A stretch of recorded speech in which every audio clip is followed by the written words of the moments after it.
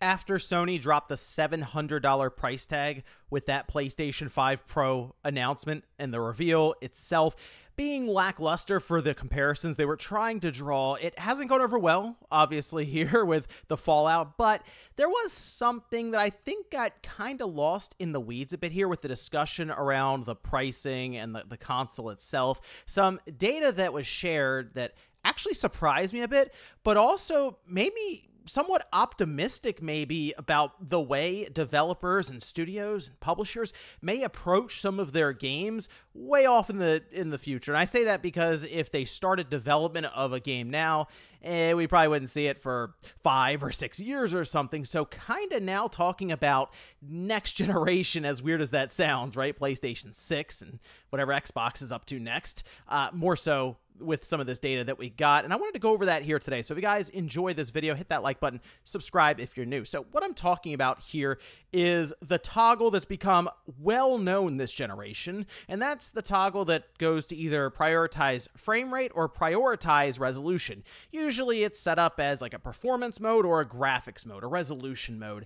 And I think people tend to forget that this generation with the PlayStation 5 and the Xbox Series is the first time we've had it on a wide scale. What I mean by that is last generation, you really saw that switch between the two modes on the PlayStation 4 Pro and on the Xbox One X. All right, so if you had like the base systems, you really didn't see that much, if at all. So we had kind of a smaller pool of data coming out of that generation since I believe PS4 Pro was roughly 13, 14 million, I think, of those sold. And then who really knows with the Xbox One X?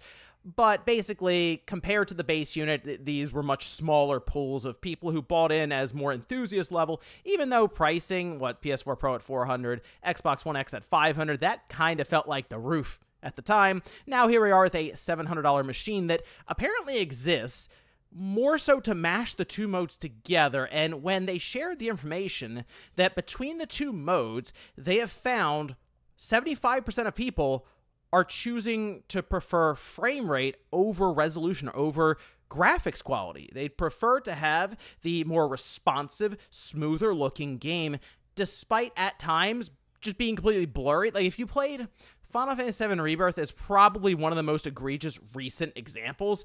It was a stark difference between graphics mode and between performance mode. If you turn on performance, it does legitimately look blurry, and we noticed that in the demo, so much so that Square responded and even came up with a patch to have like a sharp mode. They introduced more modes to try to fix it, but it still looks blurry when you have it in performance mode. But that's how you get 60 frames per second. So now we see Sony really talk about that as like, hey, the games don't really look as next gen when we do performance. They run better. So we're going to introduce this system to kind of fix that. Fidelity mode will then target more or less 60 frames per second with all the bells and whistles.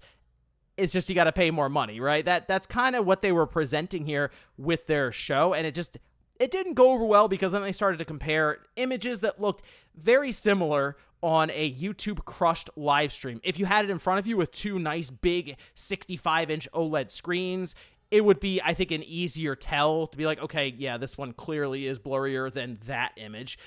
But here's the thing I'm very optimistic and actually kind of happy to see are that 3 out of 4 people are deciding to use performance mode.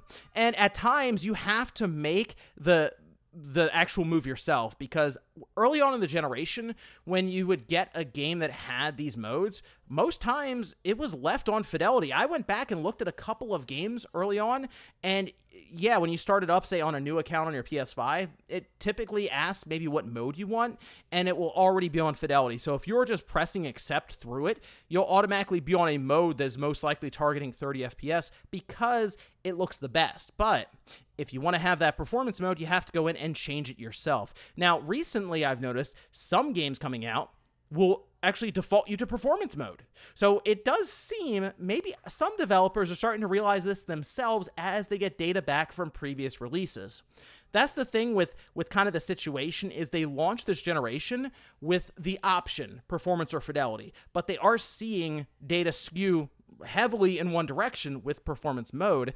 So it does make me wonder if now they have that data. And look, when you develop a system, it takes years and years and years. So yes, they've already been thinking about PlayStation 6. We're seeing that halfway point with PS5 Pro, even using technology that's not in AMD cards at this time. Like we're gonna have to wait for the next generation AMD cards to get some of the ray tracing technology that Sony is going to ship here soon in the PlayStation 5 Pro, which, yes, there's a lagging effect here for the data they have versus what they're going to produce, say, for the PlayStation 6.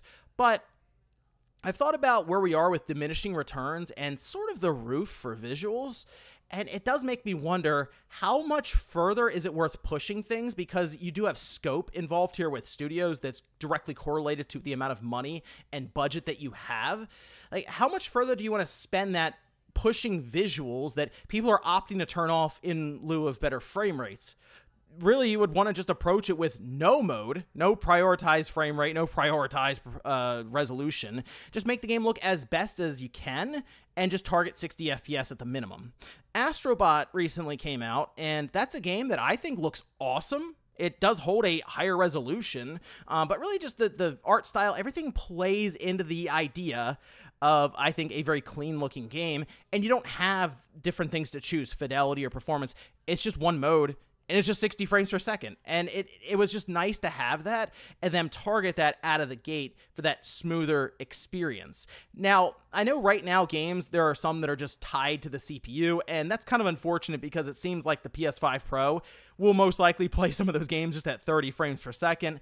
And yeah, that's unfortunate for a $700 machine. We'll have to see independent testing from places like Digital Foundry to confirm some of the stuff we're hearing right now in like the one CNET preview that we have, and then some of the stuff they've shown, very curated footage on that in that event.